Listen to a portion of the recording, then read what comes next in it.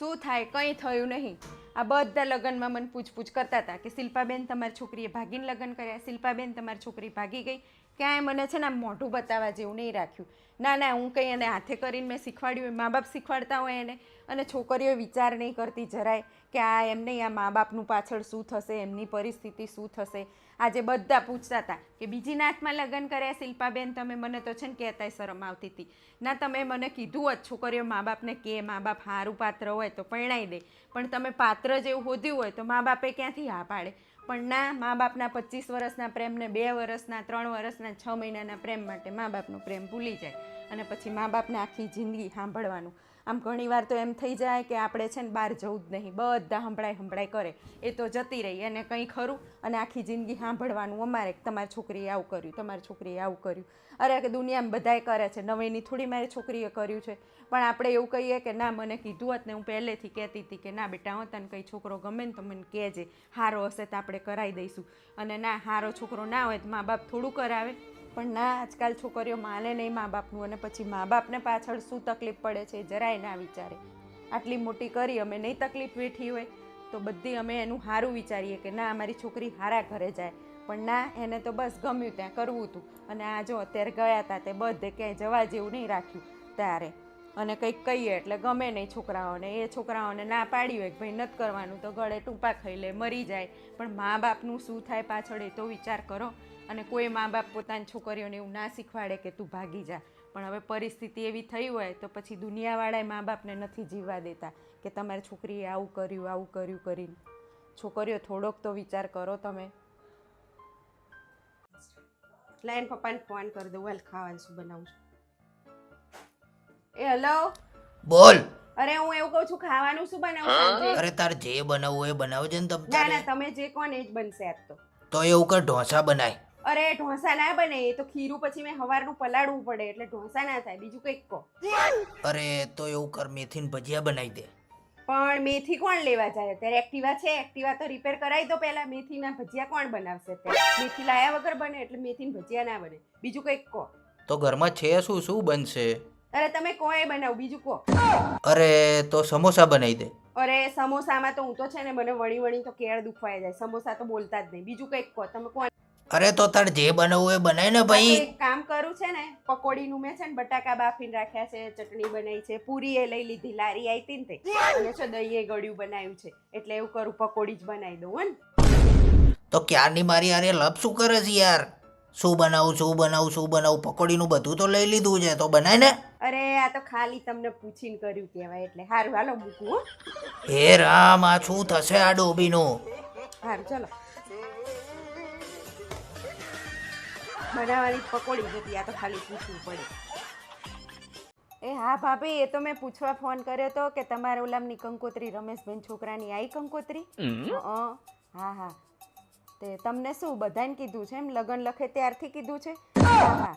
ના, મારે આવી જ છે કંકોત્રી, પણ માંડવાને દાડે કીધું, જાનમાં નથી કીધું અમને. હા ના ના, મારા ઘરે મારા છોકરાને લગ્ન હતા તે દી મેં બધાને કીધું તું. એમ નહીં, લગ્ન લખે ને તે દીથી 5 દાડા બધાને ખવડાવ્યું 2 ટંકનું.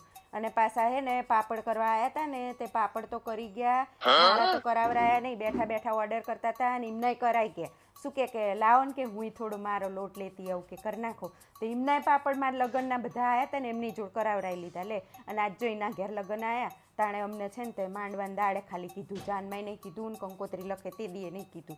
ના ના, એમ નહીં, મારા ઘેર હતું ને તે દી મેં બધાને વ્યવહારે કર્યા હતા ને હવે એમના ઘેર આવ્યું તો કેવા ટૂંટિયા વારે, આમ થોડું હાલતું હશે. ના ના, ના એમ નહીં, અડોશી પડોશીને કીધું, શેરીવાળાને કીધું, બધાને કીધું. અને અમે કંઈ દૂરના થોડા થવી, નજીક જ થવી, તોય અમને માંડવાને દાડે જ કીધું, જાનમાંય નહીં કીધું એમ. કશો વાંધો નહીં, અમારો અવસર પતી ગયો, હવે એમને પાછળ બાકી જ છે 2. હા, એમને ખબર પડશે જોતાર. હા, કંઈ વાંધો નહીં. અને આવા ટૂંકા વ્યવહાર કરે થોડું હાલતું હશે. ના ના, એમ નહીં, અમારા ઘેર હતા તે દી અમે કીધું તું તો કેવા બધા મોટા ઉપાડે થયા. એમના છોકરા બહાર રહેતા હતા ને એમને બોલાવી લીધા હતા, વહુઓને બોલાવી લીધી હતી 5 દાડા કે હાલો કે અહીંયા જ ખાવાનું હોય ને આવી જજો બધા કે.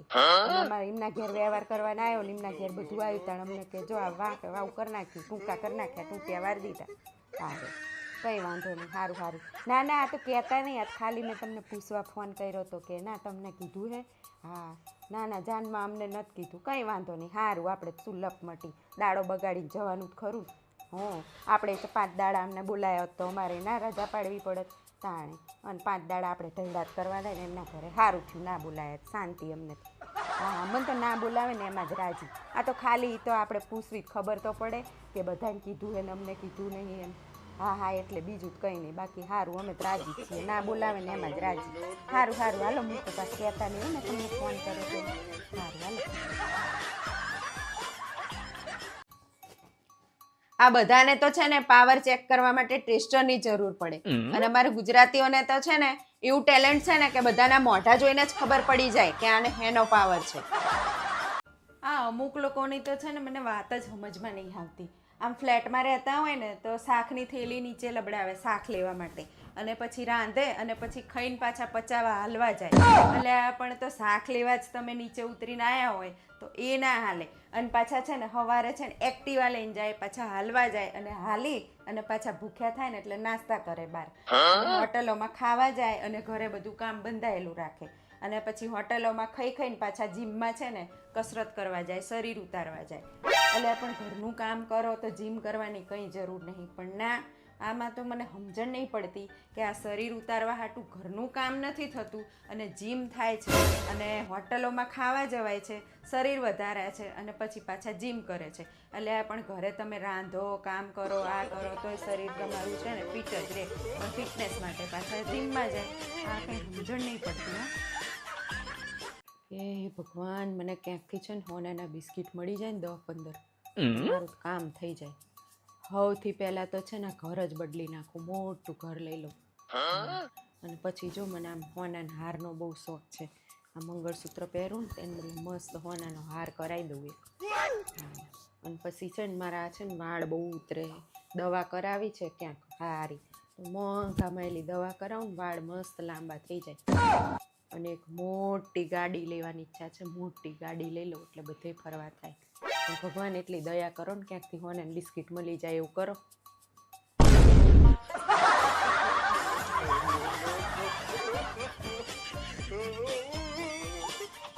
આ ઘણા લોકો એવું કહે છે કે બૈરાન છે ને ઘર ચલાવતા ના આવડે હું એમને એવું કહીશ કે અમે એક છે ને ઢોસાનું ખીરું લાવીને સાંજે તો ઢોસા કરવી પછી એ ખીરું વધે ને તો એમાંથી છે ને સવારે ઈડલી બનાવી દાળ બનાવી દઈએ ને ઈડલી બનાવી અને તોય જો થોડું ખીરું હોય ને તો એમાંથી પાછા સાંજે ઢોકળા કરીએ અને ઢોકળા વધે ને તો બીજે દાળ સવારે ચા જોડે ખાઈએ અને છે ને ખીરું અમે છે ને 2 દાડા ચલાવી ફેંકીએ નહીં બગડવા ના દઈએ કોઈ વસ્તુ વેસ્ટ ના જવા દઈએ રોટલી વધી હોય ને તો વઘારીને ખાઈએ તળીને ખાઈએ આટલું બધું કરીએ તોય પાછા શું કે બૈરાને ઘર ચલાવતા ના આવડે એટલે તમે ચલાવો તો ખબર પડે અમે થોડામાંય પૂરું કરીએ અમારામાં છે ને બધી આવડત હોય થોડું હોય ને તો થોડામાંય અમે પૂરું કરીએ તમે ચલાવો ને તો તમને ખબર પડે પુરુષોને ખબર પડે પુરુષો કમાય પણ ઘર તો છે ને બૈરા જ ચલાવે તો જય શ્રી કૃષ્ણ બધાને કેમ છો બધા મજામાં હશો અને જો મન સાથે પાછા નવા વિડીયોમાં આવી ગયા છીએ અને અમે રોજ કંઈક નવા વિડીયો બનાવીએ છીએ કેમ કે ઘણા બધા અમારા વિડીયોમાં કોમેન્ટ કરે છે કે અમારે આવો બાબો છે આવી બેબી છે મારી બેન છે અને જેને હોય એને જ ખબર પડે કે આવા બાળકની સેવા કઈ રીતે થાય કઈ રીતે બધું કરતા હોય નોર્મલ બાળકને રાખીને પણ બધા થાકી જતા હોય છે અને આનું કરવું અને ઘરનું કરવું તો બહુ મુશ્કેલ હોય છે અને એમાંય જેની પરિસ્થિતિ ના સારી હોય જેને ઘર ના હોય અથવા તો નોકરી ધંધો ના સારો હોય પગાર ઓછો હોય એટલે આવા ખર્ચાઓ પહોંચી વળવા બહુ મુશ્કેલ હોય છે કેમ કે અમે એ બધી પરિસ્થિતિમાંથી આવી ગયા છીએ અને બધી પરિસ્થિતિ અમે જોઈ લીધી છે અને ઘણા બધા કોમેન્ટ કરે છે કે મનના વાળ કાપો મનને ટકો કરો તો અમે છે ને મનને વાળ કાપીએ જ છીએ અને ઘરે જ કાપીએ છીએ એના વાળ અને કેવું છે કે એના વાળ બહુ જલ્દી ઉગી જાય છે મારે જો વાળ મોટા કરવા જ નહીં થતા પણ એને વધારે વાળ સરસ થોડાક જ દિવસમાં મોટા થઈ જાય છે અને વાળ એના મીત અથવા એના પપ્પા કાપે છે તો અમારે એના વાળ કાપવાના જ છે પણ હમણાં અમે કેવું કે લગ્નમાં છીએ ને એટલે ક્યારેક એકલા હોઈએ ને નમી વમી જાય ને તો ધ્યાન ના હોય તો સીધું ટકો હોય વાળ ના હોય ને તો એને વાગે માથામાં એટલે આ વાળ હોય ને તો થોડુંક એને ઓછું વાગે એમ એટલે પછી આ 2-3 દિવસમાં લગ્ન પતી જશે ને પછી અમે એના વાળ કાપીશું કેમ કે એક જણ એની સામે હોય એટલે એનું ધ્યાન રહે એને વાગે નહીં એટલા માટે અમે વાળ નથી કાપતા અને એને નવડાવવાનું બી કેવું છે કે માથું છે ને નવડાવીએ ત્યારે ધોઈએ છીએ અને થોડીક વાર ઓળીએ ને એટલી વાર મસ્ત હોય, પછી પાછું એણે ખંજવાળીને વીખી નાખ્યું હોય. એટલે બસ મનના વાળ માટે કોમેન્ટ તમે કરતા હતા ને, તો અમે વાળ પણ એને કાપવાના જ છીએ. અને પછી મનના વાળ કાપીએ ને પછીનો લુક પણ તમને બતાવીશું, હે ને મન? કેમ કે મન છે ને વાળ નથી કાપવા દેતો. જો બનશે ને તો વાળ કાપીએ છીએ એ વિડીયો પણ તમને બતાવીશું કે એના વાળ કાપીએ. એટલે પહેલાં તો વાળ કાપીએ ને ત્યારે એ છે ને આખી સોસાયટી ભેગી કરતો હતો, કેમ કે મારે 2 દબાઈ રાખવો પડે, એક જણ એના પગ પકડી રાખે, એક જણ ટકો કરે, 3-4 જણ હોય ને આખું ઘર ભરી મૂકતો હતો. જાણે અમને એવું લાગે કે એક પ્રસંગ પૂરો કર્યો હોય ને એટલો થાક લાગતો હતો. પણ હવે થોડો મોટો થયો ને એટલે વાર લાગે, પણ તોય પહેલાં જેટલો કકડાટ નથી કરતો. એટલે અમે વાળ છે ને જલ્દીથી બને ત્યાં સુધી ઓછા, કેમ કે એને પછી વાળ કાપીએ ને ત્યારે મોઢામાં હાથ નાખે ના નાખે એટલે બધું બહુ સાચવવું પડે છે. એટલે થોડાક સરખા મોટા થાય ને પછી જ કાપીએ છીએ. અને બસ અમારા વિડીયોને અહીંયા એન્ડ કરીશું. અને અમારા વિડીયો તમને ગમતા હોય અને મનને સપોર્ટ કરવા માંગતા હોય તો અમારા વિડીયોને લાઇક કરજો, શેર કરજો અને ફોલો કરવાનું ભૂલતા નહીં. જય શ્રી કૃષ્ણ બધાને.